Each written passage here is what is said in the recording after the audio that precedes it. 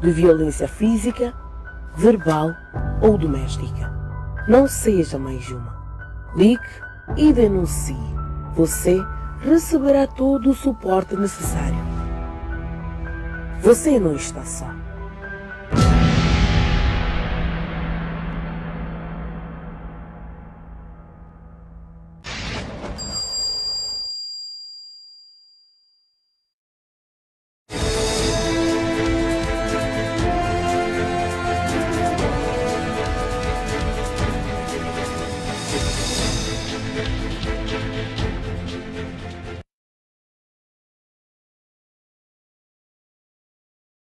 Saudações, boa tarde, sejam todos bem-vindos a mais uma edição do Espaço Governação. Hoje é quinta-feira, como tem sido habitual, a esta hora entramos em sua casa e hoje temos como primeiro tema o 43º, melhor, a 43ª Cimeira do Chefe de Estado da SADC, que tem lugar em Angola. Este é o tema primeiro que vamos analisar aqui e também vai merecer a sua atenção do outro lado de casa.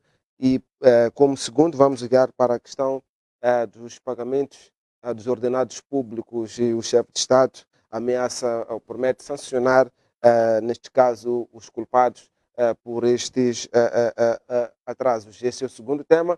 E o terceiro tem mesmo que ver com os avanços dos processos eleitorais. Sabemos nós que já se aproxima, neste caso, o mês de outubro, dia 11 de outubro, o dia em que haverá, neste caso, o escrutínio em todos os municípios do país. Este é o terceiro tema que vai merecer aqui a análise do meu painel de luxo, mas também a sua atenção do outro lado de casa. Falo sim do caro telespectador e também do nosso internauta que de certeza já está ligado a nós. Temos muitos telespectadores, muitos internautas fiéis à Strong Life, em particular aqui ao Espaço Governação. Vou já saudar os meus convidados. Começo por ti, Dercio, boa tarde, bem-vindo. É oportuno também para o seu ponto prévio de hoje.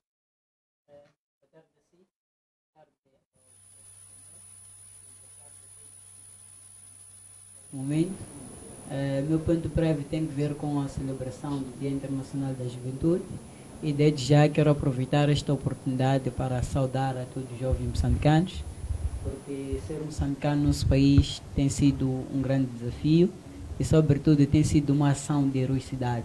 Viver em Moçambique como jovem tem sido um grande problema e saudar a todos os jovens que fazem de tudo, batalham para que possam em algum momento viverem e ter alguma coisa dentro da sua vida. Também quero exaltar a todo aquele que é de direito para que possa, desenvolver uma agenda bastante específica em relação à questão da agenda da juventude. Queremos que os jovens tornem-se mais ativos no processo político, social e econômico e, sobretudo, que haja uma inclusão, em relação à participação da juventude e integre-se esse jovem na dinâmica da sociedade, da política, da economia moçambicana, porque esse jovem tem sido um grande contribuinte no processo do desenvolvimento do país. E também é importante referir que este jovem tem sido deixado num plano terciário no nosso país.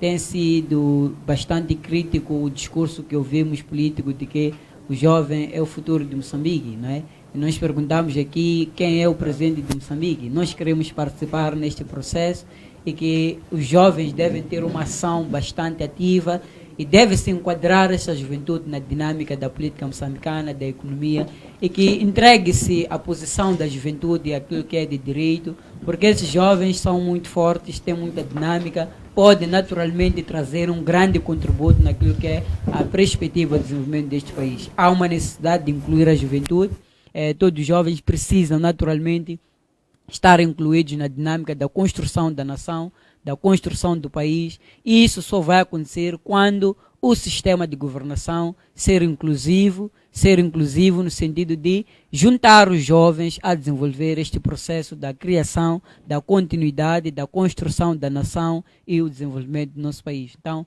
quero exortar a quem é de direito para que tome responsabilidade e que crie uma agenda específica para a juventude, porque a juventude é capaz, pode contribuir e contribui muito bem para o desenvolvimento do nosso país. E obrigado. Obrigado, Dércio. Sigo com o deputado Muxanga. Boa tarde, bem-vindo e oportuno para o seu ponto prévio. Boa tarde a si, comboio, boa tarde aos colegas do painel, boa tarde aos internautas, ao povo moçambicano e todos aqueles que nos assistem.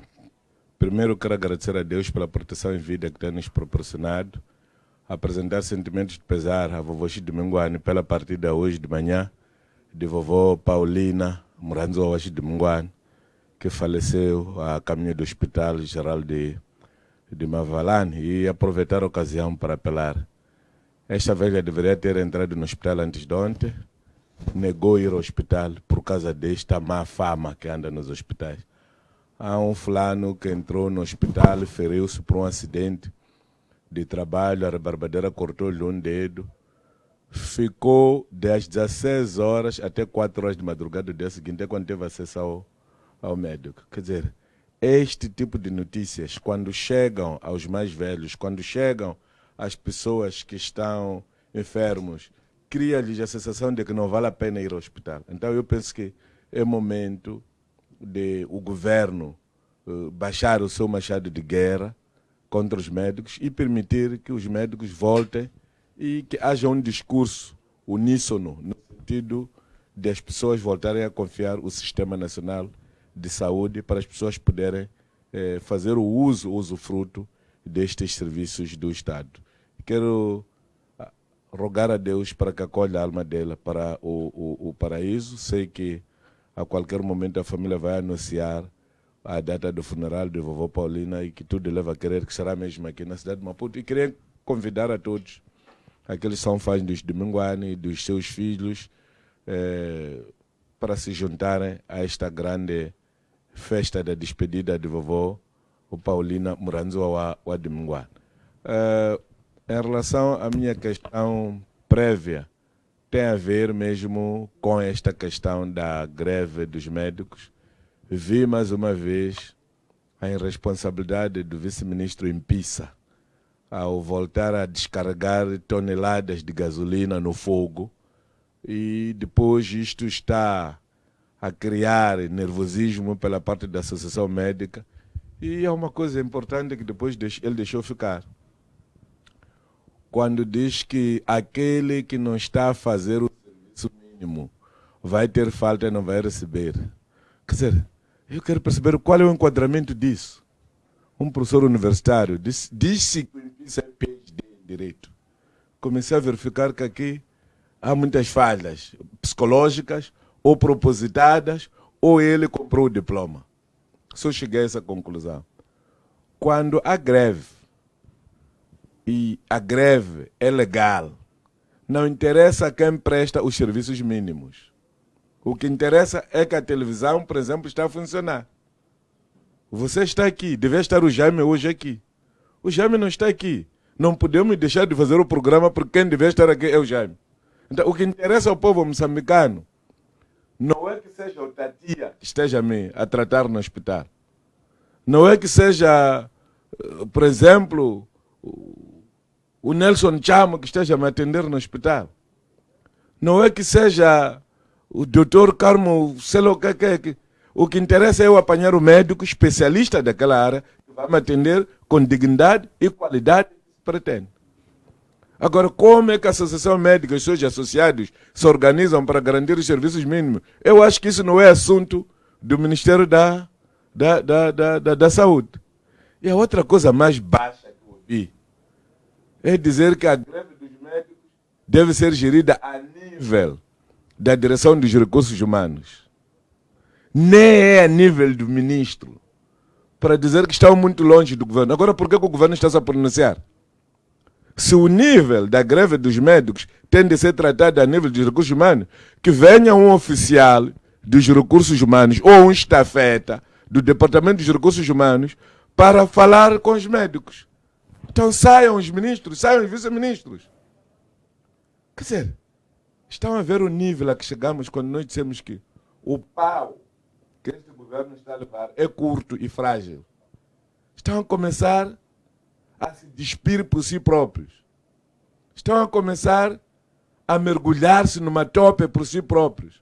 Estão a demonstrar fragilidade, falta de capacidade de comunicação, falta de conjugação do verbo convencente e falta de conhecimento da própria legislação que eles próprios criaram. Como é que é possível um governo organizado ficar com um decreto ilegal e inconstitucional desde 2013 até 2023?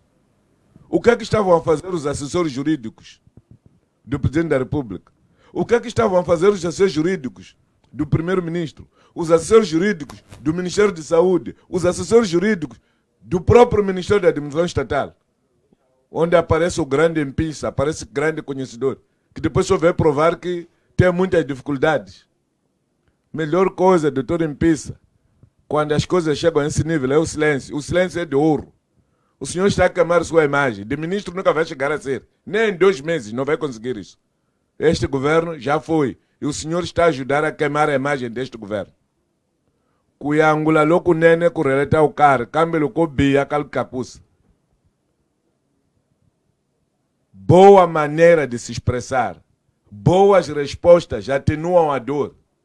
Mas falar com vaidade, isso só adensa a confusão. Portanto, o senhor veio adensar a confusão. Criou mais confusão para o povo moçambicano, criou mais confusão com os médicos e não sei onde o senhor vai ser curado. Se calhar terá que saltar todos os dias para Neles Preto, Oração Garcia, quando tiver pequeninos problemas, porque faltou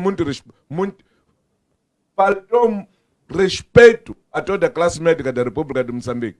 E devia ter vergonha de ser atendido por qualquer médico moçambicano em qualquer clínica do território nacional.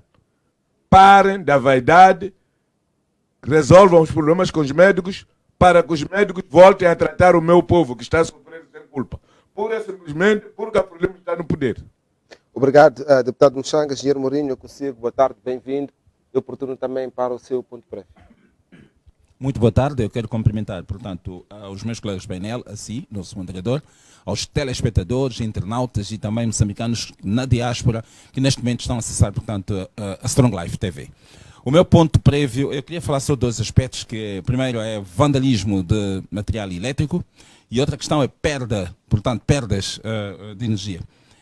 Em termos de vandalismo de material elétrico, olha, tem ocorrido já há muitos anos, portanto, esta parte, tem ocorrido situações em que cidadãos desconhecidos, portanto, têm estado a vandalizar, portanto, as infraestruturas elétricas da EDM. Têm estado a roubar cabos elétricos, têm estado também a diminuir cantoneiras nas torres de transmissão de energia. Ora, isto traz consequências muito graves porque reduz a consistência mecânica das torres, levando a que essas torres depois fiquem derrubadas e com o derrubo de postes nós sabemos que as consequências é a falta de energia elétrica. Tem estado alguns cidadãos a roubarem alumínio, cabos de alumínio, que é para fabricação de utensílios domésticos e para depois exportarem para fora do país. Portanto, tudo isto enquadra-se naquilo que nós chamamos de vandalismo de material elétrico. Eu queria apelar, portanto, maior vigilância por parte da população e das pessoas que de boa vontade e de boa fé na denúncia, portanto, desses meliantes que atentam contra, portanto, os esforços da Eletricidade de Moçambique em eletrificar este país. Está em curso, portanto, o Acesso Universal, que é um programa que vai até 2030, que consiste em eletrificar todos os moçambicanos, portanto, é um projeto do governo, portanto, suportado pelo Banco Mundial, e estas ações de vandalismo de infraestruturas elétricas vêm retardar, de sobremaneira, portanto, o sucesso, portanto, deste importantíssimo projeto do governo, que é Acesso Universal. Porém, também há um outro aspecto que eu queria aqui falar, que são perdas de energia. Essas perdas, portanto, configuram-se em ligações diretas, furto, portanto, de energia através de bypasses, através, portanto, de outros mecanismos, portanto, de pescagem de energia a montante, portanto, dos contadores. E de maneiras que isto também, a EDM tem estado a enfrentar este grande, portanto, mal. E equipas, não é por acaso equipas da EDM têm estado a desdobrar-se, a fazer expensões nas instalações para ver se detectam e, portanto, estancam este mal de uma vez por todas. O que eu queria aqui também dizer é o seguinte, é que quando se rouba ou quando se vandaliza os materiais elétricos, a EDM é obrigada a reparar, a repor, portanto, esses danos, prejudicando, portanto, fazendo com que outros nossos concidadãos que não têm energia, portanto, eles vêm adiada, portanto, a possibilidade de ter energia, porque realmente a EDM tem que, de alguma forma, repor os danos danificados. Como podem ver, isto pode comprometer também os esforços da EDM na eletrificação, portanto, no acesso universal, na eletrificação de todos os moçambicanos. Então, eu só queria alertar sobre estes dois aspectos e, portanto, solicitar a colaboração de toda a gente de bem, no sentido de denunciar, sempre que verem algumas situações de alguém que não seja a EDM pendurado nos postos, denunciar imediatamente as autoridades competentes para que se pôr cobre esta situação. Portanto, meu ponto para ver isto, muito obrigado. Desculpa, eu sou moderador. Eu queria, por acaso, também associar-me ao apelo do engenheiro Mourinho, mas também apelar aos funcionários da de Moçambique para denunciar os desmandos do seu Conselho de Administração. Ficamos a saber que o PCA Marcelino terá, em 2002 dizem que fez a mesma coisa, em 2001, 2002, fez a mesma coisa, deve ter roubado mais ou menos 5 milhões de meticais, ou 7 milhões e meio, porque acresceu-se 5 salários de 1 milhão e 500 por cada mês. E este ano voltou a fazer a mesma coisa. Quer dizer, o vandalismo que está a ser praticado pelo Zé Ninguém, adicionado à estupidez do Marcelino e seu Conselho de Administração, no roubo que estão a fazer ao dinheiro da EDM, que devia ser investido para a eletrificação do país, também deve merecer o mesmo tratamento. Nós não podemos ter ladrões de colarinho branco, tipo o PCA e os seus acólitos, e tratá-los de forma civilizada e penalizar aqueles que roubam. É verdade que todos são ladrões e todos estão a prejudicar. Mas também quero lamentar, eu tenho informação, há uma zona ali na Zona Verde. Zona Verde, próximo da subestação, da maior subestação que anda em Maputo, se a memória não me atrasou, que está há um mês sem energia. Estão a ligar todos os dias. E nós já temos muitas, chamam unidades de quê? De direção, o que é aquilo? Serviço ao cliente. Para quê? Descentralizou-se o serviço ao cliente, criou-se muitos diretores da EDM, os serviços da EDM pioraram. Era preferível quando nós tínhamos 2 direções apenas. Área operacional de Matola, ou da província de Maputo, e área operacional de Maputo. Com um piquete que saía da Matola, nós não tínhamos problema de energia em Boa, não tínhamos problema de energia em Maracuã, não tínhamos problema de energia na Matola Rio e muitos bairros. Agora que há muitos serviços ao cliente, temos serviços em Boa, temos serviços na Matola, temos serviços na Machava, temos serviços em Fulene, temos serviços em Guava. A nossa situação piorou. Quer dizer, descentralizou-se serviços, nomeou-se mais diretores, não para dar serviço, mas para se distribuírem os recursos da cidade de Moçambique. Quero terminar apelando à EDM para pagar o dinheiro de taxa de lixo que cobra em nome dos municípios e que não está a entregar. Obrigado. É momento de seguirmos para o nosso primeiro tema. Vamos ligar para esta 43ª Cimeira, neste caso, dos países da SADC, que decorre em Angola desde a última quarta-feira. Vamos ligar para este tema e começo por ti, Derso.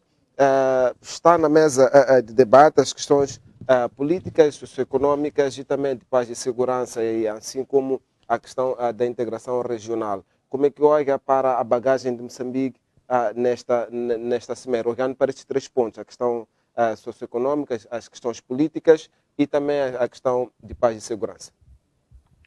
Primeiro, referir que é uma conferência bastante interessante e é um momento oportuno para fortificarmos as relações entre os países da região. E na mesa das negociações está claramente as questões políticas, que não têm sido bastante sólidas, pelo menos no contexto moçambicano. Há vários problemas políticos em Moçambique, principalmente no período que nos aproximamos, no período das eleições. E seria uma boa oportunidade para colhermos experiência de vários estadistas a nível da região. Podemos ver alguns exemplos um pouco interessantes em relação ao próprio processo da democracia. a Namíbia, por exemplo, que é um dos países que é um exemplo específico e claro daquilo que é a funcionalidade da democracia na África Austral. E seria muito interessante que nós possamos ter experiências de como dirigir este processo e colhermos outras experiências que possam ser úteis no processo da estabilidade política no nosso país. O que no nosso contexto não tem sido bastante recorrente e que queria apelar, não é, à nossa representação nesta conferência para que possamos colher expectativas e respostas daquilo que possam ser úteis para a sociedade moçambicana. Em relação a questões econômicas, também Moçambique está numa posição em que precisa aproveitar muito, não é, dos países da região e, sobretudo, fortificar essas relações da dinâmica econômica em relação a exportações, a importações e fortificar essas relações no sentido de trazer os mais benefícios, talvez reduzir aquilo que é a questão da dependência econômica em relação à dinâmica internacional. Se nós formos, por exemplo, observar a relação da produção, não é, de produtos como tomate e por aí em diante, devemos perceber que a nível regional nós temos um grande domínio, grande equilíbrio em relação à produção desses produtos alimentares. Entretanto, Moçambique não tem estado numa posição de produzir uma produção eficaz em relação àquilo que é a alimentar aquilo que é a indústria, não é, consumidora no nosso país. E nós dependemos ainda, por mais que seja dos países da região. Eu penso que é importante também nesta conferência que a nossa representatividade nesta conferência possa buscar experiência, buscar estratégias de como, por exemplo, a África do Sul tem desenvolvido a sua agricultura, como é que a política sul-africana tem desenvolvido, porque a África do Sul é um dos abastecedores, não é, de maiores produtos a nível regional. Então, é uma oportunidade para ganharmos também experiência mesmo na contexto da dinâmica econômica.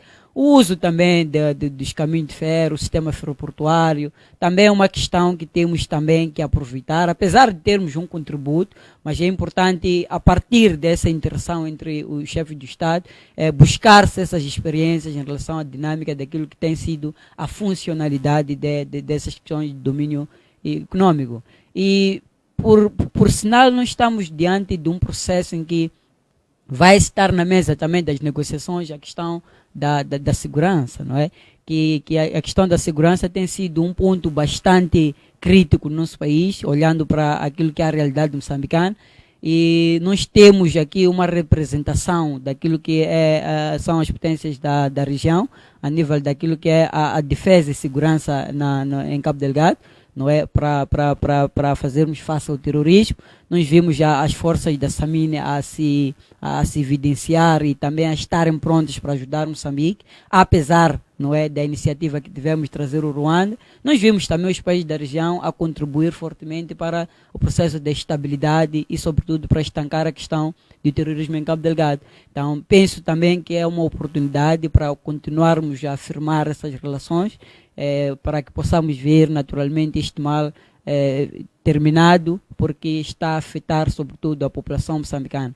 Mas de uma forma geral eu penso que o contributo de Moçambique na área política e econômica, bem como de segurança, nesta conferência não vai ser uma espécie de trazer uma grande contribuição para os países da região, porque não tem sido um exemplo, não é, daquilo que é a boa governação, daquilo que é a boa dinâmica da produção econômica, nem aspectos relacionados à segurança. O que mais temos que fazer, o que mais o Presidente do Estado tem de fazer nesta conferência é colher mais experiências para que possamos ter uma dinâmica, democracia, não é, dinâmica da economia, política, bastante estáveis, e existem exemplos a nível da região que podemos captar para que possamos ver alguma coisa diferente a mudar no nosso país. Então, a grande contribuição de Moçambique é colher experiência para que possamos ter uma estabilidade em relação àquilo que é o desenvolvimento do nosso país. Que temos exemplos claros a nível regional que podemos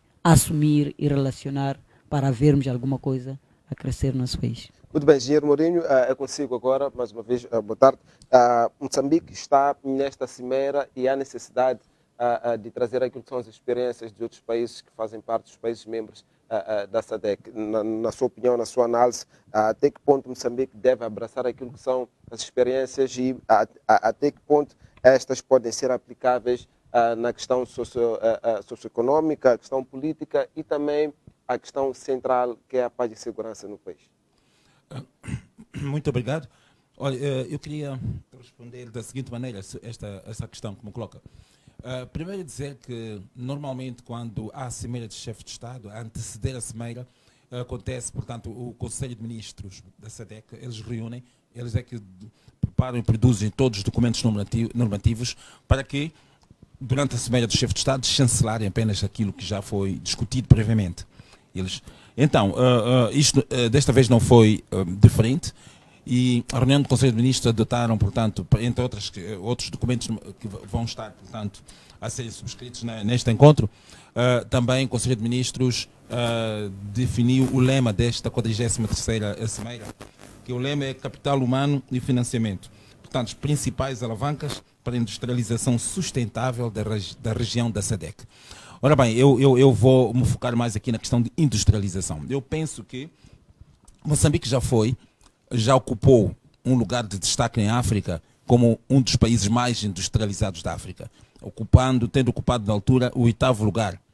Porque nós sabemos muito bem, temos aqui fábricas, ou pelo menos alguns escombros daquilo que foram grandes fábricas de diversos produtos que este país já fabricou, sem precisar aqui elencar. E então, o que eu acho é que nesta cimeira, e porque também vai estar na tona, portanto, a questão de industrialização, eu penso que a nossa delegação deve, portanto, capitalizar a experiência dos países vizinhos integrantes da SADC.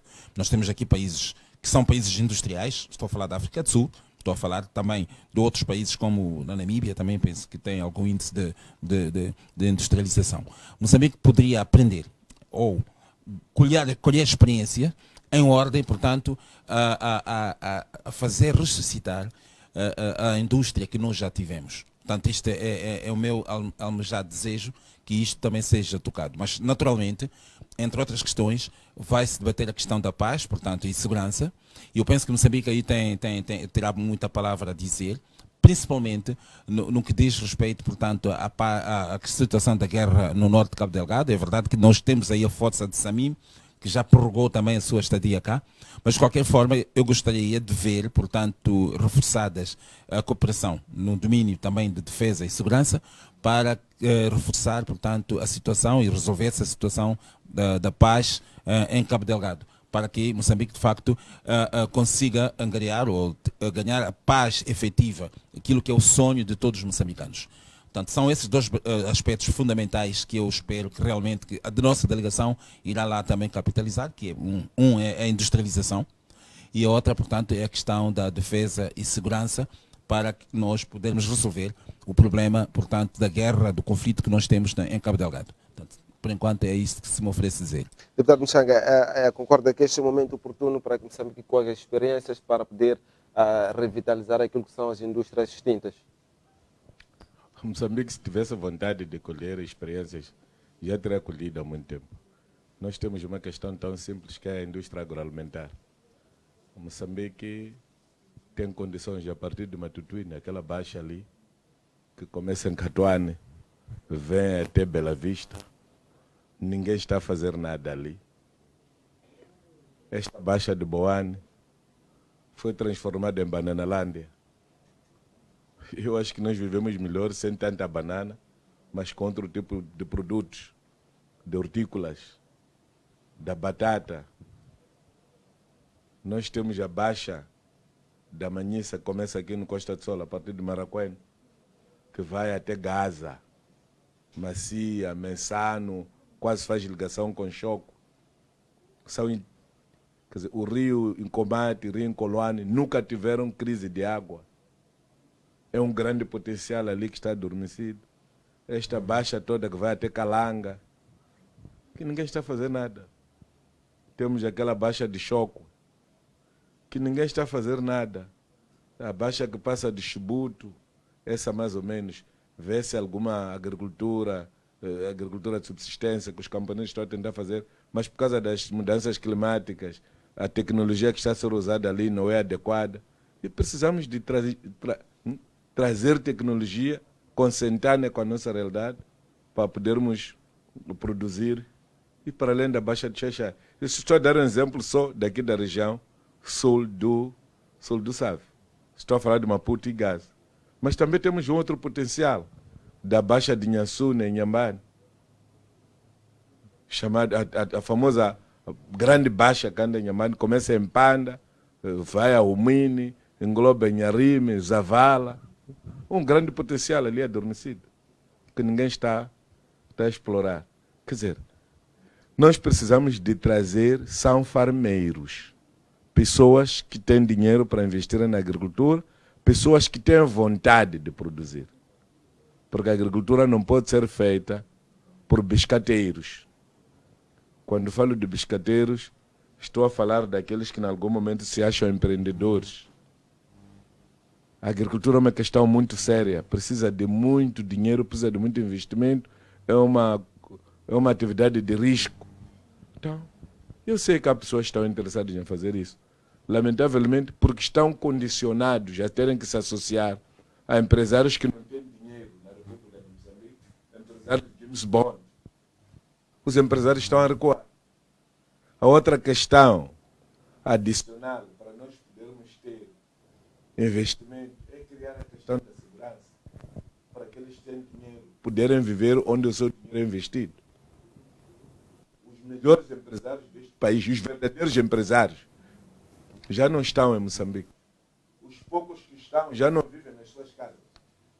Vivem em hotéis.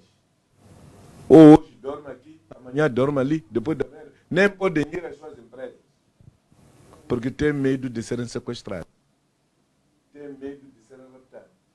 Eu não estou a imaginar que discurso que o homem da tia,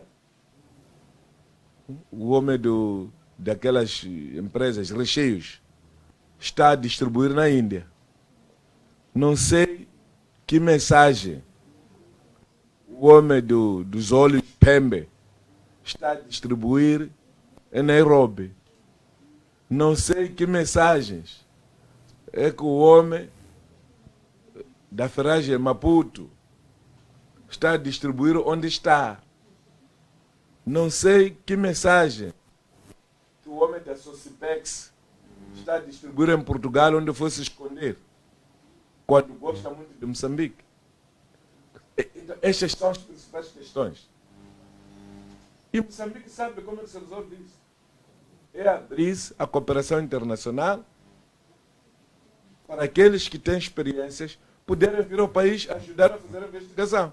Porque a nossa polícia de investigação criminal, ainda que tenha vontade, não tem tecnologia e não tem conhecimento à altura de fazer face a essas novas técnicas de crime. Falta a vontade política de quem governa de se abrir ao mundo para que o mundo venha de socorrer em relação a esta matéria. Como também falta a vontade política, ou não sei o que ganham, para estancar o tráfico de drogas que está a assassinar, está a matar aqui na nossa região. É vergonhoso o que nós estamos a passar quando vamos ao exterior, quando estamos a ler os dossiês do narcotráfico e do crime transnacional, o grau de envolvimento de Moçambique. Nós sozinhos não podemos chegar longe. Eu costumo dizer e volto a dizer, para a nossa justiça poder ser eficiente e efetiva, precisamos de considerar a Cernic como a trindade. Se o tribunal é pai, a procuradoria é filho, então o Espírito Santo tem de ser Cernic. Então esta trindade precisa de ser alimentada. Lamentavelmente não é isso que está-se a fazer no meu país. Se você for a perguntar onde é que está a escola da formação dos investigadores criminais da República de Moçambique, eu não conheço onde é que fica. Quem são os professores? Há quanto tempo estão parados no tempo e no espaço? Estas são questões que... Pelo menos conheço a escola de formação dos espiões, do CIS. É IGRE e outros são formados na Maluana. Mas Cernic não conhece a escola de formação. Especializá-los, ensiná-los. Coitado dos jovens que se entregam a Cernic, tudo tentam fazer, mas para além de falta de capacitação e formação, estão a ser marginalizados, não estão a ser nomeados, não estão a ser promovidos, não estão a mudar de carreira, têm vencimentos magros no sistema de administração da justiça. Até oficial de diligências, aquele que entrega a notificação, recebe melhor que um operativo da Cernic. O escrivão do tribunal recebe melhor que um diretor distrital da Cernic. Onde é que nós estamos aí? E eu penso que isso Moçambique sabe o que é. Quais são os seus pontos fracos. E onde é que pode ter solução. Só que não quer ir lá buscar a solução. Agora, o que se pode discutir agora, se calhar, há de ser esta questão dos transportes. Aquela história que o presidente dizia que deve entrar no minibus. Eu tenho uma solução. Onde termina a N4, na cidade da Matola, antes de virar para N2. Porque aquilo que entra para Maputo é N2. Aquela estrada é aquela que vende na Maacha, vai para Boane, entra na cidade de Maputo. Ali, na Shoprite, eu acho que pode-se aumentar um bocadinho, entrar-se na estrada velha da Matola.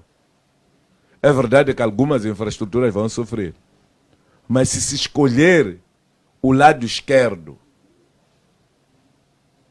ampliar a estrada na margem esquerda para quem está virado da Matola para a cidade de Maputo, o número de infraestruturas vão se partir, há de ser muito pouco do que se partir as infraestruturas estão do lado direito.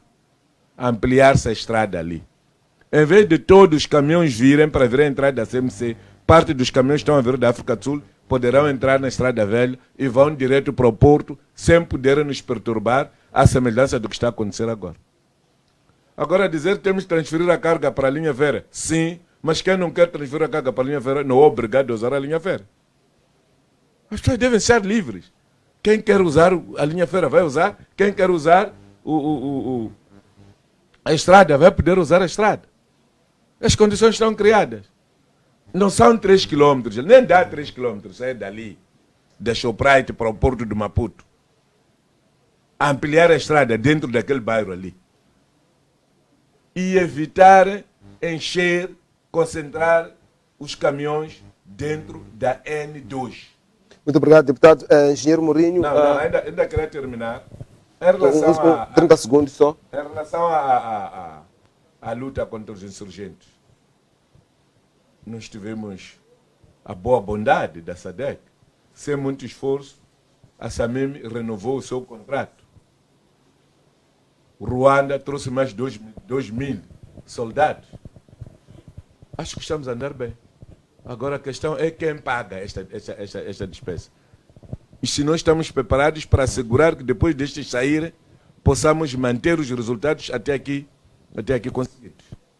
Obrigado, Engenheiro Mourinho. Dércio, um dos temas que o Presidente da República carrega como centrais, para além dos vários que serão aqui debatidos nesta cimeira, é mesmo a questão socioeconômica. O Presidente, neste caso, o desenvolvimento socioeconômico, o desenvolvimento da economia, neste caso regional, mas olhando mais para os moçambicanos. Até que ponto a delegação moçambicana que está a acompanhar o chefe de Estado deve prontificar-se para trazer aquilo que é o desejo, neste caso do chefe de Estado? Acredito que é um registro particular que o chefe de Estado chegou a fazer, porque há uma necessidade de ver a economia moçambicana muito mais revitalizada. Qual deve ser o papel dessa delegação que acompanha o chefe de Estado? Faço essa questão para o engenheiro Mourinho, mas também para o Dércio.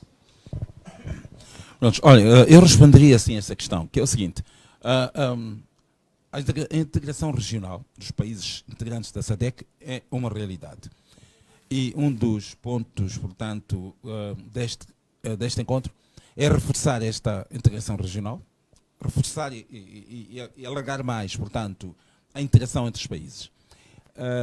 De si, a integração regional, aquela possibilidade de nós podermos viajarmos em negócio e tratar de questões de negócios nos países, e essa facilidade em termos de mobilidade, sem dúvida nenhuma, será um dos condimentos que irá dinamizar a economia nacional do nosso país. Nós vamos ter ganhos com isto. Não vamos longe. Note só, eu só vou pegar num aspecto pequeno da questão dos mocaristas, eles também, embora em pequena escala, também dinamizam a economia, sem dúvida nenhuma.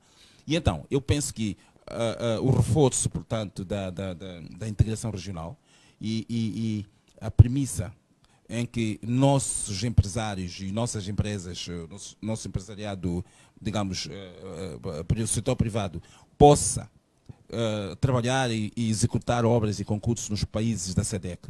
Isso vai dinamizar, sem dúvida nenhuma, a economia e vai trazer outra maneira de ser e estar na economia nacional. Sendo assim, as condições também sociais, socioeconómicas, irão melhorar. Eu penso que deverá ser este o vetor que nós devemos nos concentrar como moçambicanos, aproveitando esta abertura que é a integração regional. Eu ia responder assim, desta forma, essa questão. Não sei se satisfiz ou não, mas eu queria, com estas palavras, portanto, responder. Muito bem, engenheiro Dércio. Bom, eu penso que daquilo que deveria ser a resposta da comitiva que o Presidente da República leva consigo em relação aos problemas socioeconômicos, deveria ser naturalmente aprender e captar aquilo que tem sido a forma de fazer noutros países. O que é problemático aqui no nosso contexto é que, primeiro, esta é uma preocupação que devia ser já anterior, não é? Aquilo que é esta conferência. Nós, se quisermos discutir a questão socioeconômica do nosso país, nós estamos diante de uma economia que não cresce no nosso país. Estamos diante de uma instabilidade social no nosso país. Mas porque a economia não responde às necessidades da sociedade. E uma outra questão relativamente associada a isto tem que ver com aquilo que nós oferecemos para os outros. Nós temos grandes coisas que oferecemos e que exportamos, não é? Dentro do nosso país. E que trazem, sobretudo, recursos de rentabilidade para o país. Mas mesmo assim, a economia de Moçambique ainda continua instável, ainda continua débil. E a sociedade não vê resultado daquilo que é estas exportações que nós fazemos. Então, qual é o problema aqui? Nós temos aqui camarão e entre outros aspectos que são exportados, mas muito bem, há aqui uma exploração intensiva, mas aquilo que é o benefício em relação àquilo que nós fazemos para dinamizar esta economia, ou em nome do desenvolvimento desta economia e para o bem da sociedade, nós não estamos a ver. Então, para além de nós irmos só buscar essas experiências, nós temos que ter essa capacidade de materializar aquilo que são os objetivos em relação ao desenvolvimento econômico. Eu arrisco dizer que não há nenhuma perspectiva de desenvolver a economia, nem trazer o bem-estar da sociedade. Há quanto tempo Moçambique exporta para fora? Nós dependemos mais de coisas importadas do que aquilo que nós trazemos e produzimos a partir das exportações. Nós estamos a depender daquilo que exportamos, nós estamos a trazer mais recursos para além daquilo que devia ser usado, daquilo que nós entregamos aos outros. Qual é a oportunidade que nós estamos a ter aqui? Se nós temos alguma coisa a oferecer aos outros, devemos fazer daquilo que é o resultado daquilo que oferecemos para o bem-estar e desenvolvimento social. Quando nós temos problemas, preocupações socioeconômicas, quer dizer que, através daquilo que a população vive, através daquilo que a população produz, deve naturalmente ver frutos naquilo que é a dinâmica da economia de Moçambique. O que não está a ser registrado no nosso contexto. Não há aqui uma vontade política de fazer, de trazer nenhum desenvolvimento, nenhum bem-estar da sociedade. Não estamos diante apenas de buscar experiência, mas dessas experiências todas, existem exemplos do Zimbábue, da África do Sul. Eles também importam, mas exportam e têm, através das exportações que têm, resultados para o dinâmico de desenvolvimento social. A instabilidade é mais ou menos reduzida, é só fazer comparação. Veja o Zimbábue, veja a África do Sul, veja perceber que a sociedade e a economia não é a mesma, mas talvez nós possamos ter alguma coisa a mais a oferecer, mas fazemos um mau uso daquilo que fazemos para fora, daquilo que oferecemos para fora. E essa rentabilidade toda não beneficia em nenhuma parte a estabilidade social. Então eu penso que o problema aqui tem a ver com a aplicação das experiências que nós buscamos. Não é só ir buscar experiência, vermos como é que o Zimbábue faz, como é que a Namíbia faz, como é que a África do Sul faz. Mas nós termos a vontade de fazer as coisas acontecerem. Penso que é assim que nós podemos fazer alguma coisa e, através deste desenvolvimento econômico, trazer um bem-estar social no nosso país. Olha, eu queria incrementar o seguinte. Nós temos aqui algumas fábricas já moribundas. Temos a Mabor, que produzia pneus, está moribunda. Temos a Vidreira, que está ali, as instalações estão aí, estão moribundas. Temos a IMA. Nós produzíamos aços, ferros para as construções, não precisávamos de importar, como importamos hoje. Nós temos aí. Então, a delegação que está lá podia, penso, capitalizar. Já há quanto tempo essas empresas estão Desculpa, assim? desculpa. A delegação de Moçambique, foi a pergunta que me colocou. Agora, aproveitando esta semana, por que é que nós, se nós não podemos ressuscitar, vamos convidar o empresariado, o investimento estrangeiro, para tomar em conta dessas fábricas, vir investir cá nessas fábricas? Isto vai significar mais postos de trabalho. Estamos a falar melhoramento da economia, porque uma das questões que melhoria, portanto, das condições socioeconómicas. As pessoas estão socialmente muito para baixo, porque não têm emprego. Mas se, por exemplo, se numa possibilidade, imaginemos hipoteticamente, que um investidor, seja da SADEC, seja de fora da SADEC, venha investir na Mabor, por exemplo, está a imaginar quantos postos de emprego? Se investir, por exemplo, no IMA, se investir, por exemplo, na Vidreira, se investir... E tínhamos muitas outras. Tínhamos a Tudor, tínhamos a fábrica de sapatos. Então, estão moribundas. É necessário, se nós não podemos fazer, não há empresariado nacional que possa tomar conta destas grandes indústrias, que foram grandes indústrias, então vamos aproveitar essa integração regional, vamos aproveitar este fórum regional para captarmos o investimento estrangeiro para vir tomar conta dessas fábricas. Nós vamos ter ganhos também, vamos ter empregos e vamos ter outras condições, sem dúvida nenhuma. As condições socioeconómicas irão melhorar, sem dúvida nenhuma. Portanto, esta é a minha opinião. Quando o engenheiro fala da Mabor, fala da Tudor, está-me a recordar o malogrado Mucheco.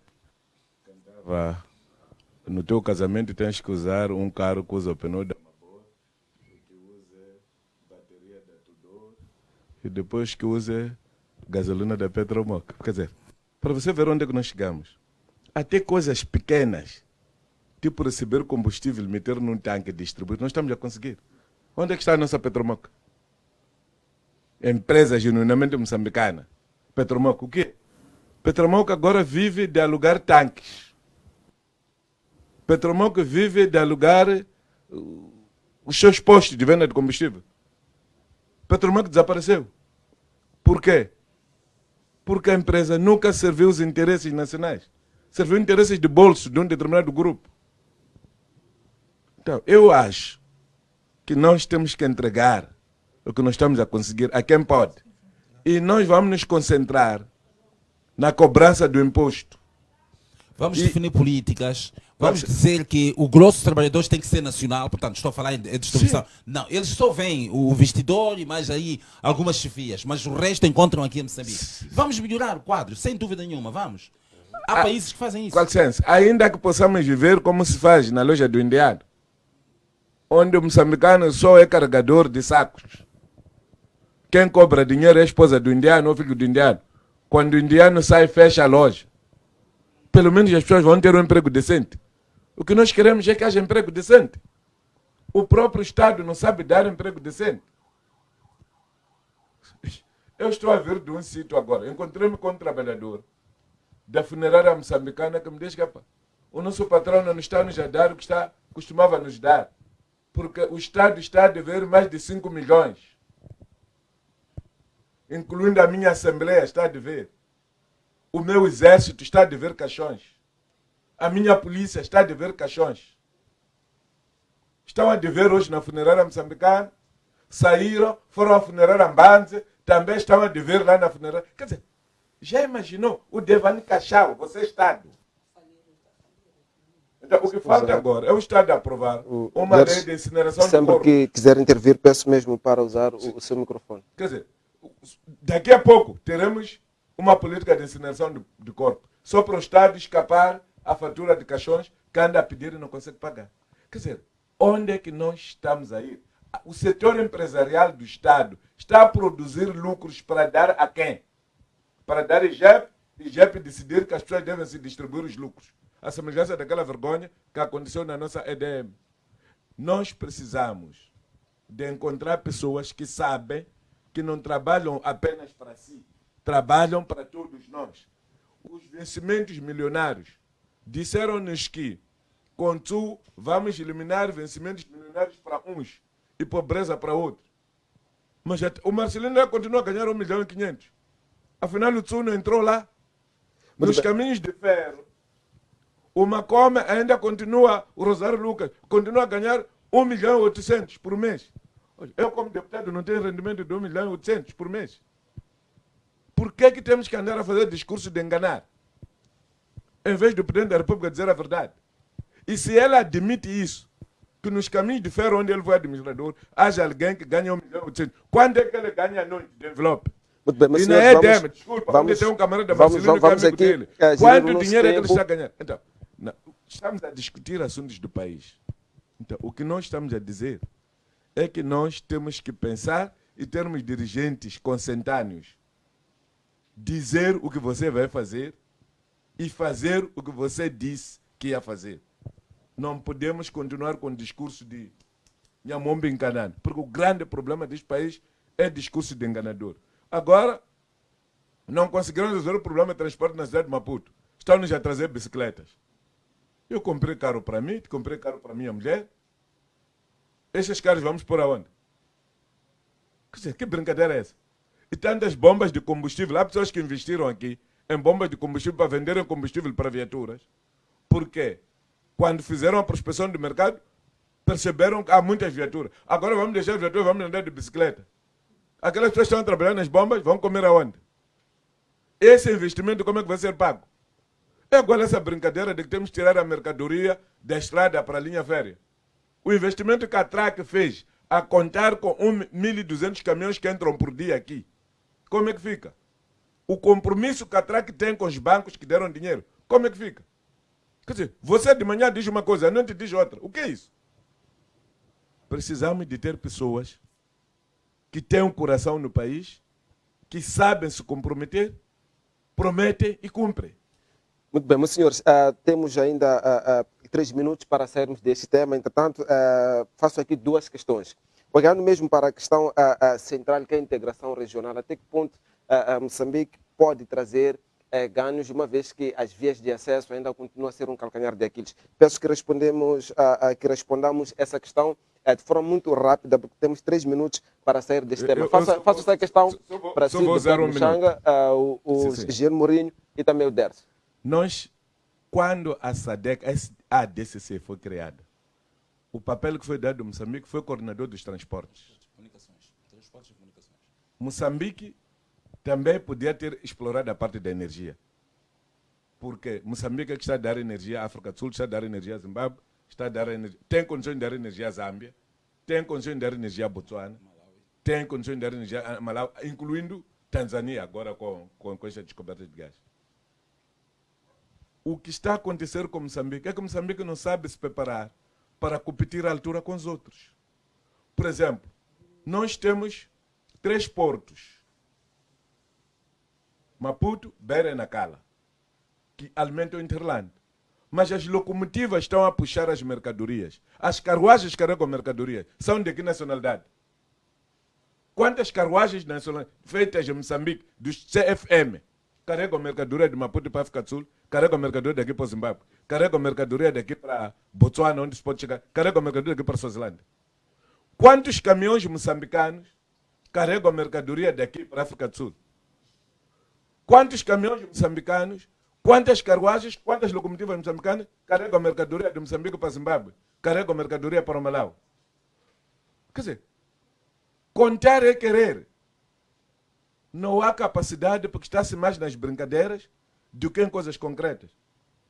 O problema deste governo da Frelimo é que come até a semente. Vai ganhar meio. Olha, a melhor coisa que os camponeses podem fazer é que sabem amarrar a barriga, apertar o cinto para permitir que a semente não seja consumida. Não pode o gambeu, por logo está na pula, está lá para o Moçambique, o pouco que cai, que deveria ser lucro para investimento, está a ser comido. Muito bem, Dércio, de forma muito rápida mesmo para seguirmos no segundo tema. Eu penso que a grande dificuldade tem a ver com a gestão. Não é? A gestão moçambicana não tem sido um exemplo daquilo que é para capturar ganhos e contribuir para o desenvolvimento do nosso país. Nós temos o sistema ferroportuário, que desde a criação desse ADCC, Moçambique teve sempre um papel preponderante na dinâmica dos transportes do nosso país. Mas se nós formos olhar a realidade desta atribuição da década 80, e nós olharmos hoje, vamos perceber que Moçambique tem regredido de forma bastante crítica. E Moçambique não está a conseguir, na verdade, estar à altura daquilo que é a dinâmica, mesmo a relação do melhoramento de infraestruturas. As próprias nossas infraestruturas rivais, elas estão completamente débeis. Então, não estamos a conseguir aqui trazer uma boa gestão em relação à dinâmica do sistema ferroportuário. Não estamos aqui com grandes lacunas, grandes dificuldades, e não estamos a conseguir nos impor. Não é? Moçambique é um ouro naquilo que é o sistema ferroportuário a nível regional. Mas esse ouro que Moçambique não consegue se observar de forma visível e trazendo contribuições daquilo que Moçambique é. Moçambique não consegue se impor, nem de dizer alguma coisa a nível regional, mesmo no sistema ferroviário pelo qual ele é forte. Imaginemos naquilo que ele não é tão forte. No sistema ferroviário, sobretudo, somos tidos como aqueles que têm potencial, não é? Mas mesmo nessa questão, não estamos a conseguir nos impor, não estamos a conseguir colocar limite. Está aqui a falar do Dr. Muxanga, existem várias locomotivas que não são nacionais. Quer dizer, tudo isto vai acarretar custos na dinâmica total e final daquilo que é a gestão da coisa pública. Então, Moçambique não está a saber aqui se posicionar, nem trazer uma gestão eficaz naquilo que é o mais forte e que devia trazer, talvez, essa questão do sistema ferroportuário, no nível da dinâmica regional, Moçambique devia ser uma potência. E esta potência que Moçambique não tem sido de forma observável e visível, trazido dinâmica, nem ganhos, sobretudo para Moçambique, na dinâmica de comparação do contexto regional. Então, é um problema de gestão que Moçambique está a passar e que se nós formos a melhorar, trazer uma postura em relação a essa questão, talvez nós possamos ter ganhos e nos impor na dinâmica internacional e regional. Muito bem, engenheiro. Olha, eu queria dizer o seguinte, a questão de vias de acesso. Portanto, são dois grandes vetores de acesso no contexto regional que o Moçambique tem usado para manuseamento, portanto, de pessoas e bens, digamos assim. Um é o sistema ferroportuário. Aqui mesmo, aqui na zona sul, temos a linha do Limpopo, portanto, que se estende, que vai através da África do Sul, penso que se prolonga até o Zimbábue, até a Botsuana, prontos. Temos esse sistema. Funciona como funciona. Mas temos sistema, por exemplo, no centro, a linha do Mutari também, que leva bens e serviços, portanto, bens de importação do Zimbábue, importação e exportação dos países de Interland, portanto, através do segmento de Mutari, portanto, está bem? Mas isto numa vertente. Na outra vertente temos os corredores, que foram construídos com o objetivo justamente de fazer a tramitação, portanto, dos bens de importação e exportação dos países de Interland.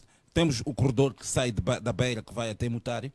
Temos este corredor aqui, que nós, portanto, temos, para além da N4, temos diferentes corredores. O que eu acho que Moçambique tem que melhorar, alargar esses corredores e tornar a eles mais, dotá-los de maior capacidade de mobilidade, com muitas faixas, serem verdadeiros corredores, isto é, autoestradas.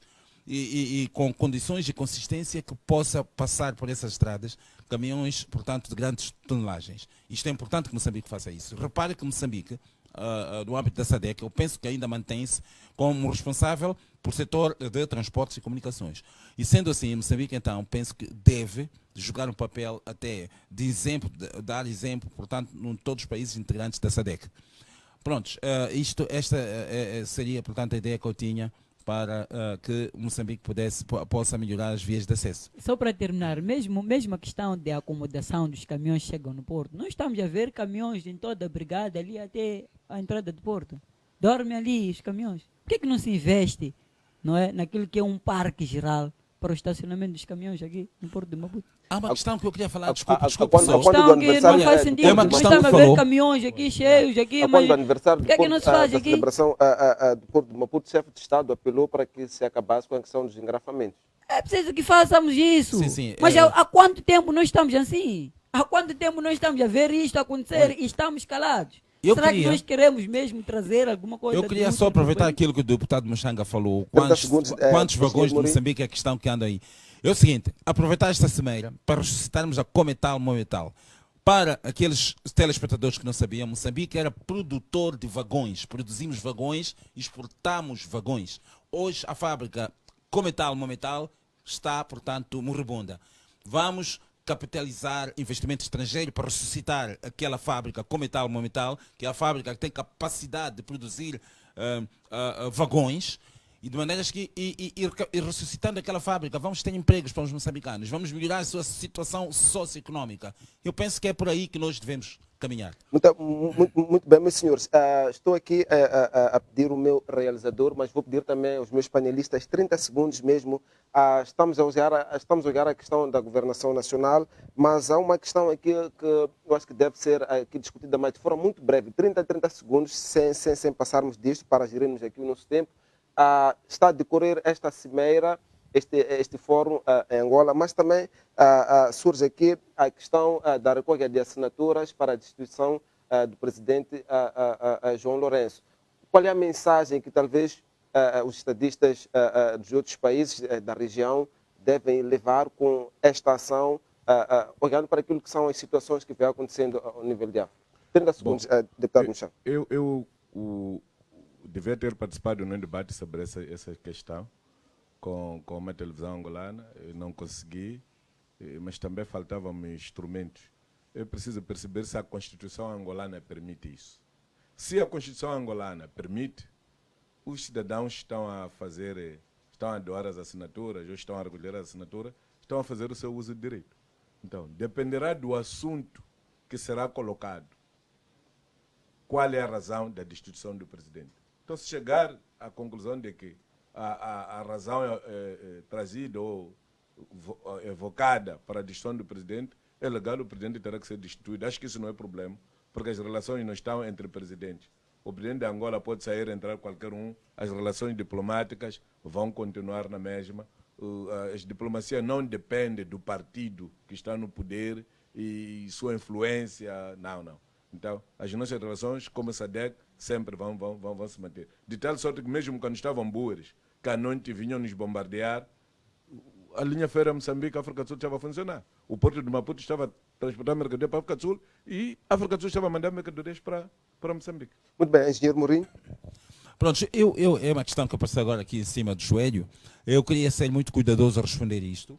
Eu também acho que tudo depende. Há países que, de facto, a lei-mãe, que é a Constituição, prevê, em determinadas circunstâncias, que os cidadãos podem, portanto, subscreverem, né, juntarem assinaturas para o impeachment, para destituir o presidente. Eu não sei, sinceramente, o que se passa em Angola e receio pecar em formular aqui, dar um juízo de valor ou uma opinião que possa realmente ser incorreta da minha parte. Eu não estou muito... É uma questão que chegou agora acima do joelho. Mas se a Constituição de Angola o permite e há razões bastante para que se faça essa assinatura, eu penso que, pronto, sem interferência nos assuntos angolanos, eu penso que eles são democratas e poderão avançar, se calhar, nisto. Portanto, eu prefiro ser muito cuidadoso nesta... Muito bem, Derso, peço de forma eu penso rápida. também que se isso for permitido pela Constituição, os cidadãos estão livres de o fazerem. Mas, para mim, a grande lição que os Estados, ou os chefes dos Estados que vão reunir-se, ou estão reunidos nesta conferência, devem levar em grande debate, é a questão da avaliação do sistema de governação que eles levam. Porque tudo o que está a acontecer em Angola, essas assinaturas estão a se reunir, tem a ver com a má governação, com a má gestão da coisa pública. A debilidade da sociedade angolana, que é mais ou menos comparado ao que vive em Moçambique. Moçambique ainda não temos essa possibilidade, não sei se pode existir, mas os moçambicanos também estão cansados. Então, a melhor lição que pode ser levada aqui é que os líderes devem reavaliar as suas políticas, a forma como eles governam o povo. Muito obrigado, Derso. Vamos sim seguir para o nosso segundo tema. O chefe de Estado, face a estas situações de atrasos salariais em vários setores públicos, o chefe de Estado ameaça sancionar, neste caso, os culpados e apela que os pagamentos sejam feitos nos moldes anteriores. Derso, volto mesmo para si. Como é que olha para esta posição do chefe de Estado? Será uma forma de dizer que está com os funcionários públicos, está com os médicos, está com os professores, está com as forças da defesa nacional, está com a PRM e os demais setores? Eu penso que é um discurso um pouco contraditório quando o presidente ameaça expulsar os culpados, não é, desses atrasos de processos salariais. Ou, por outras palavras, ele quer expulsar o responsável do Ministério das Finanças, que foi ele próprio que colocou. Significa que o culpado disto tudo aqui é o próprio presidente da República. A não ser que ele queira se demitir, ele pode renunciar a essa questão. Quando ele quer demitir o Ministério das Finanças, que é subordinado ao governo, e ele é chefe do governo, estamos com problemas bastante sérios. Nós já vimos aqui o discurso de Bernardino Rafael também a atribuir a culpa ao Ministério das Finanças, e estamos aqui a ver agora o Presidente da República também a dar um ultimato ao Ministério das Finanças, para que possa naturalmente regularizar todo esse processo. Então, para mim aqui, o indivíduo, o culpado deste processo todo é o governo, não é o Ministério das Finanças. O Ministério das Finanças responde às necessidades do governo e o chefe do governo é o Presidente da República. Se há alguém aqui que deve ser demitido ou demitir-se, é o próprio Presidente da República. Não é a população, não é o povo que colocou lá o Max Tonela a fazer a gestão do Ministério das Finanças. É o Presidente da República que confiou nele para que possa responder às necessidades da população. Então, se esses atrasos salariais estão a acontecer, é porque alguma coisa está sendo orquestrada dentro do Ministério das Finanças. E não é, na minha opinião, competência do Ministério das Finanças estar por detrás desse processo todo. Há aqui um processo muito generalizado em que o culpado não deve se apontar o dedo neste processo. Pode até existir a questão de que o Ministro das Finanças tenha responsabilidade em relação ao processamento dos salários, mas aqui, de uma forma geral, o indivíduo que deve ser colocado à barra da expulsão aqui é o próprio governo, que tem apresentado uma incompetência geral em relação à gestão da coisa pública. Então, para mim aqui, há necessidade de se discutir esse discurso. Queremos expulsar o culpado? Quem é o culpado? Estamos a falar do Ministério das Finanças? Estamos a falar do governo? O Ministério das Finanças responde a quem? Quem é que coloca o Ministro das Finanças? Então, aqui deve haver uma demissão conjunta, e não só do Ministro das Finanças ou da gestão do Ministério das Finanças, mas de todo o governo que tem sido incompetente na gestão dessa questão. Não, eu acho que aqui há um mal-entendido, se calhar. O Ministro das Finanças, Max Tonela, quando foi concebido o TSU, não era Ministro das Finanças. O Max Tonela chega no meio, até no último quarto do jogo. O Max Tonela é uma pessoa que entra no jogo, em jogo de 90, entra nos últimos... Não, 45 a dividir por 2. Nos últimos 20 minutos. Portanto, de forma nenhuma o Max Tonela pode ser culpado por esse sistema. E se calhar há uma coisa que as pessoas nunca sabem. Dos cerca dos 500 mil funcionários do aparelho do Estado, cerca de 350 mil são civis. E o resto são das Forças de Defesa e Segurança. A base de dados das Forças de Defesa e Segurança nunca foi gerida pelo Ministério das Finanças. Nunca. Quem conhece a base de dados é cada ministério. O diretor-geral do CIS conhece o seu efetivo. O Ministério da Defesa conhece o seu efetivo. E o Ministro do Interior conhece o seu efetivo. São os tais dados que o vice-ministro das Finanças, o Ntivani, recusou revelar. Porque ele nunca teve problema de revelar o número dos efetivos civis. Não teve problema de dizer que a saúde é constituída por 60 mil funcionários. E as pessoas estão a fazer barulho e não chegam a 5 mil. Mas já não diz isso em relação às Forças de Defesa e Segurança, por quê? Porque ele nem tem esse dado. Então, o problema que está aqui é a entrega de base de dados. Quem está a recusar fazer a entrega de base de dados são os próprios chefes do Ministério da Defesa, são os próprios, aliás, do Ministério do Interior, porque o Ministério da Defesa até aqui nem chamado. Não sei se viram um cenário que apareceu ontem, até Strong Life reportou, de execução de uma sentença que a polícia foi proibir. A mesma polícia que anda a nos prender quando nós não cumprimos a orientação do tribunal. Ontem estava a perturbar a execução de uma sentença. E dizem que é a segunda ou terceira vez. É este grupo que não cumpre as sentenças dos tribunais, que não sempre foi usado sem visto do Tribunal Administrativo, que está a recusar a entregar a base de dados ao Ministério das Finanças.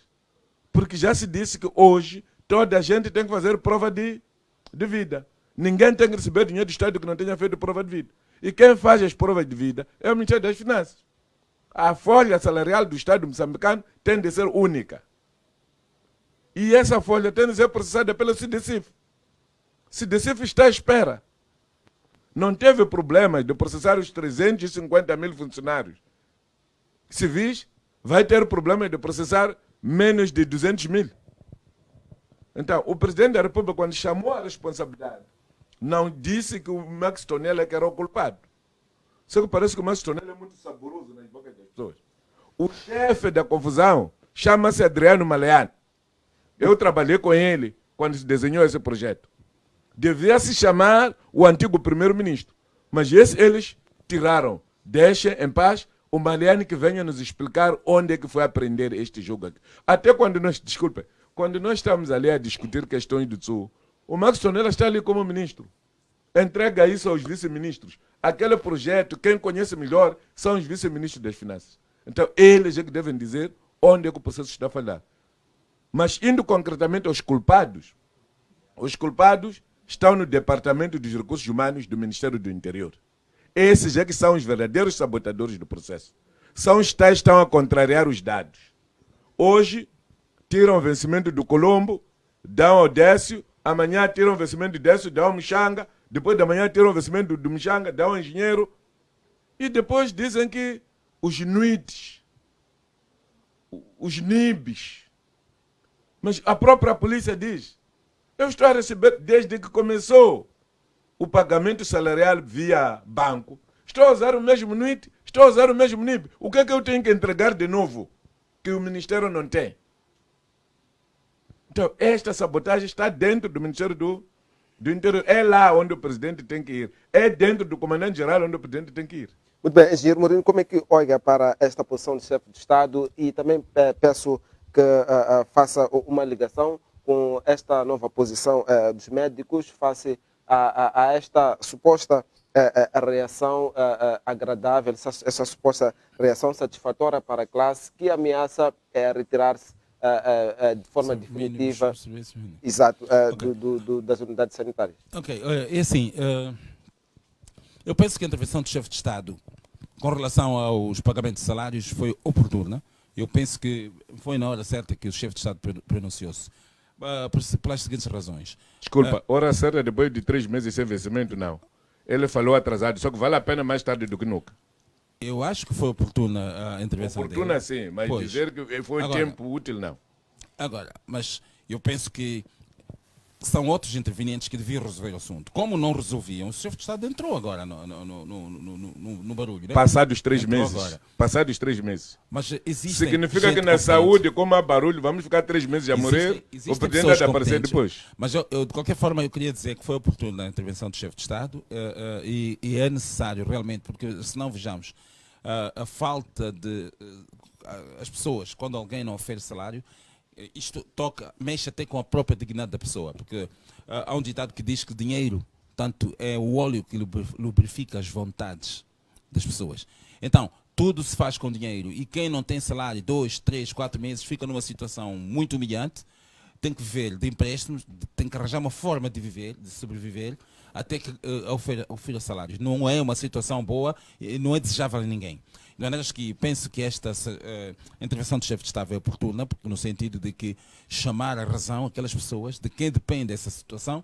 Esteve aqui o deputado Mixanga a elucidar, porque por acaso eu não tinha domínio e conhecimento do que o deputado falou agora, mas se é mesmo isto, eu penso que o chefe de Estado deve mesmo levar este assunto, fazer com que quem é de direito, portanto, os responsáveis por esta situação, imediatamente, quer dizer, invertam o cenário. As pessoas têm que ter salários, toda a gente tem direito a ter salário, que é para poder realizar, portanto, as suas atividades com normalidade, portanto, a sua vida, né? Exato. Esta é a questão que eu queria em relação à coisa.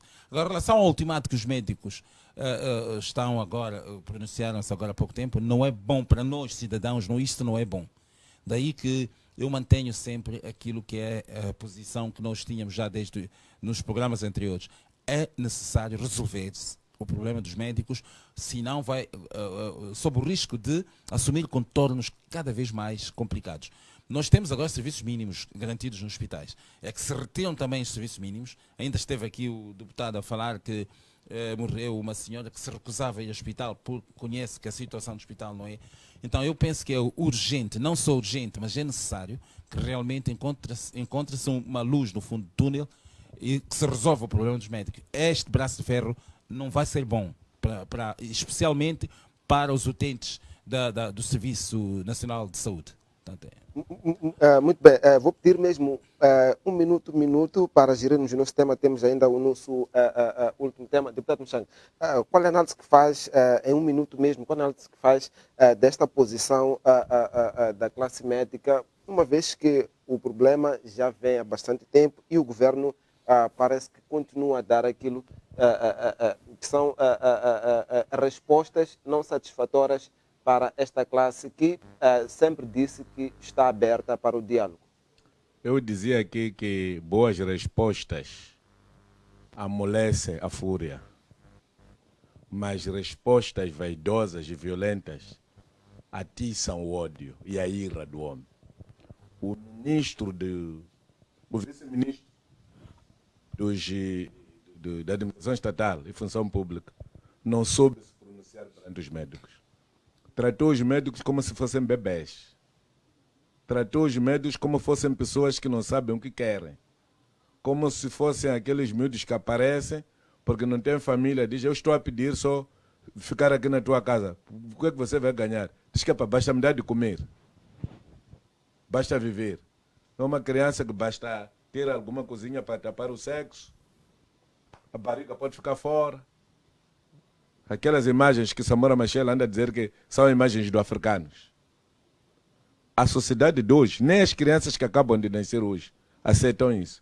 Pior aqueles que foram ao hospital e foram estudar.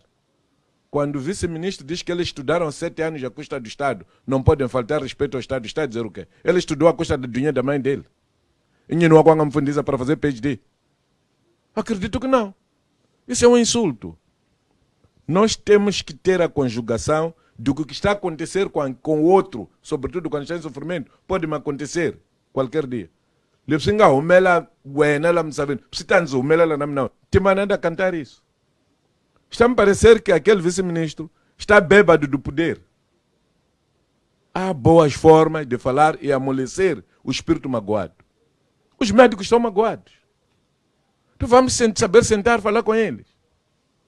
Vamos saber fazer cedências. Traz arrogância, prepotência. Essa prepotência vai nos levar aonde? Nós temos sorte por causa dessa cooperação internacional. Mas quando entendem até insultam os americanos. A maior fatura desses médicos estrangeiros, quem paga é a USAID. Imagina que os americanos também percam juízo e retirem isso. Como é que nós ficamos? Por isso que eu costumo dizer que o pau do governo é curto e fraco. Este braço de ferro não era necessário. Não devíamos ter chegado onde chegamos.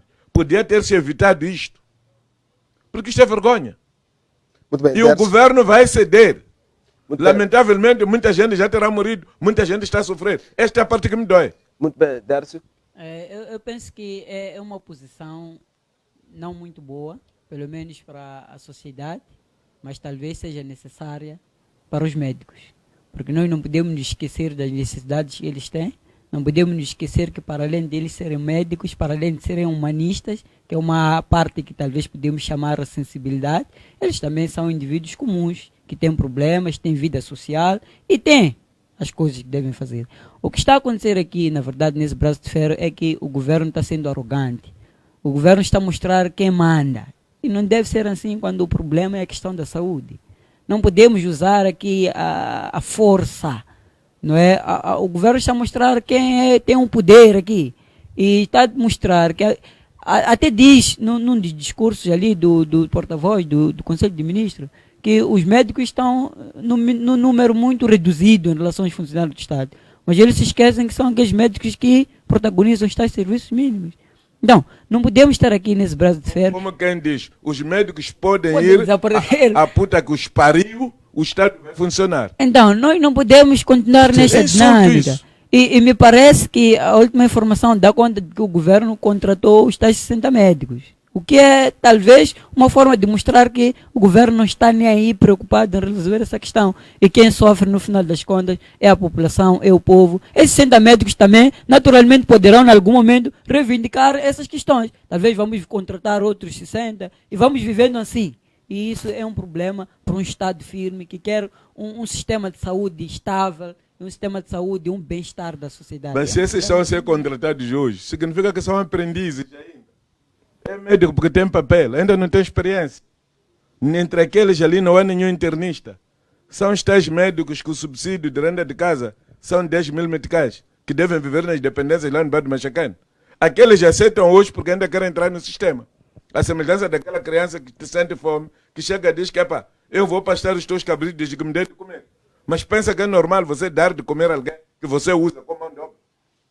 Logo, tipo, bem que as copas já você pode fazer isso. Muito bem, meus senhores, vamos jogar para o nosso terceiro tema de forma rápida. Não, o engenheiro já tinha intervido logo no início do nosso tema. Temos 5 minutos para sair do nosso espaço e vou pedir ao engenheiro Mourinho para que seja mesmo célere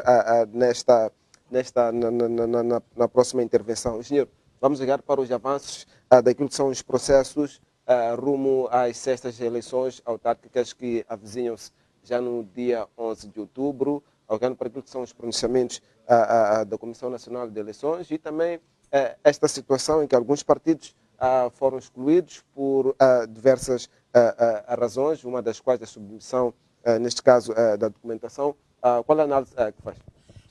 Olha, em termos de avanços, portanto, do processo que vai conduzir às eleições autárquicas, nós tivemos o período de recenseamento, depois tivemos agora o período que há pouco tempo que terminou, que consistiu, portanto, na apresentação da lista, com cabeças de listas, candidaturas, e eu penso que decorreu logo após isto a triagem e a verificação, portanto, da documentação está completa ou não.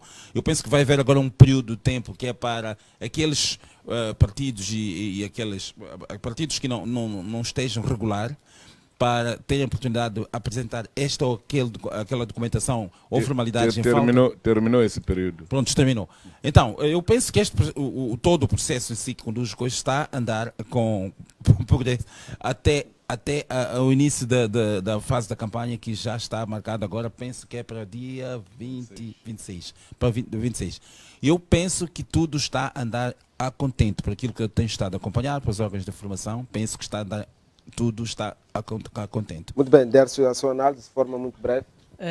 Eu penso que, de fato, o processo está a correr e até agora registramos menos reclamações. É verdade que há um e outro que mostram esse descontentamento em relação ao diferimento do seu processo e está em causa um movimento, não me recordo muito bem qual é o nome, mas parece que está relacionado com os dissidentes da Renam e que julga ter sido injustiçado nesse processo porque submeteu ainda a tempo, não é aquilo que é a sua candidatura.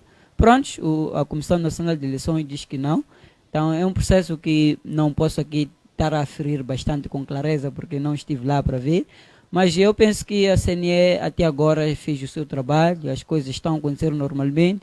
O que eu quero apelar aqui é que nós estamos a entrar verdadeiramente num momento bastante tenso. Eu quero apelar aqui à Polícia da República de Moçambique para que não tenha olhos específicos na relação daquilo que é o desenvolvimento das campanhas eleitorais. É preciso serem imparciais, é preciso serem polícias do Estado moçambicano e não polícias da Frelimo. E ainda aconselhar a Comissão Nacional de Eleições e o STAI para que ganhem responsabilidade. Queremos um processo transparente nas eleições e que tomem responsabilidade para vermos um processo democrático muito bem conduzido em prol da democracia em Moçambique. Muito bem, deputado. Eu tive a sorte de segunda-feira ir à Comissão Nacional de Eleições acompanhar alguns elementos da RNAM que iam para consertar algumas coisas. O grande problema que houve em muitos processos foi o problema de riscos criminais. Mas o problema de riscos criminais é solúvel. Porque como é que se faz? Você entrega bilhete de identidade da pessoa ou tira dados do bilhete de identidade e remete na conservatória local. Os riscos criminais podem ser levantados no Maputo, porque a sede do risco criminal é Maputo. O que os partidos deveriam ter feito, depois de submeterem as listas a nível das conservatórias distritais, recebem códigos de que este documento foi processado. Dão-te o código, o código vem para Maputo. Nós tivemos problemas em Gaza. A lista da Arnam do Estado de Massingeiro quase que ia cair, porque o conservador que está no Xaxai, que é mandatário do Partido Frelimo, tinha escondido a lista. Eu só fui descobrir isso na segunda-feira. E tem graça que os registros criminais foram autorizados no dia 1 de agosto. Significa que a Arnam meteu os documentos em tempo útil. Dia 1 de agosto, a diretora aqui no Maputo assinou o registro criminal. E o diretor lá no Xaxé dizia que não meteram documentos. Não queria imprimir, que era para a lista cair. Porque estava a usar o posto de conservador para sabotar outro partido, porque é mandatário do Partido Frelimo lá no Xaxé. São as tais vergonhas. Então, os partidos que não souberam disso ficaram à espera que a resposta haviam de apanhar em Manica, haviam de apanhar na Zambésia, haviam de apanhar aonde. Esse é o problema da ignorância deles. Eles deviam ter buscado os códigos, ir à conservadora do registro, é o que não fizeram. O que eu fui ouvir na Comissão Nacional de Eleições é que o tal grupo que queria forçar a imagem do presidente da Câmara e a imagem do André Matsangaisa como símbolo, depois de perder o símbolo, teve que andar a correr à procura de outro símbolo. Mas eu já tinha chamado a atenção aqui, nesta televisão, que as fotografias das pessoas não servem de símbolos de partidos, não quiseram ouvir, porque estavam mais preocupados de andar a insultar o Sufo Mamar, ao invés de organizar os seus partidos. Foram à CNE às 14 horas e 30 minutos do último dia. Chegaram lá dentro, sentaram, não tinham documentos. Até 16 horas, até 18 horas. O que a CNE fez foi dizer ao guarda que está na entrada, quem conhece a sala de conferência de Anguistano, tem aquela entrada, depois tem aquele espaço, depois tem as salas lá. Foi dizer que a partir das 15h40 ninguém entra. As pessoas com os documentos chegaram lá às 18 horas. Quem havia de abrir porta? Se a porta estava fechada. A obrigação da Comissão Nacional de Eleições era atender todas as pessoas que estavam dentro da sala até 15h30. E essas pessoas todas foram atendidas. Agora, esse que era apadrinhar os desorganizados, é problema dele. Quando foi a vez de registrar os partidos, que é coisa fácil, até os tais partidos que não conseguiram entregar documentos, foram os primeiros a se inscrever lá na Comissão Nacional de Eleições. Podem ir consultar a lista do registro dos partidos para irem manifestar interesse de se candidatar. Eles foram os primeiros. Então, não conseguiram se organizar. Eu penso que a melhor coisa que devem fazer, pensem, coliguem-se, Muito bem. não apenas para lugares, para se ajudarem a organizar documentos. Muito bem, Desculpe, obrigado. a terminar Obrigado. mesmo. Parte desses que dizem que estão a coligar, não estão a fazer coligação nenhuma, é que não tem capacidade. Uma coligação de união eleitoral, que só tem representação na cidade do Maputo, Manica e na Macha, queria coligar com a Arnam para meter os seus homens em 65 autarquias. Se pensas que a Arnam é maluca. Obrigado. Já estamos cansados desses charlatões. Obrigado, deputado Mochango. Obrigado a si, caro telespectador. Gratos pela atenção dispensada. Gratos também ao engenheiro Mourinho e ao Derso. Tchau, tchau. Até a próxima.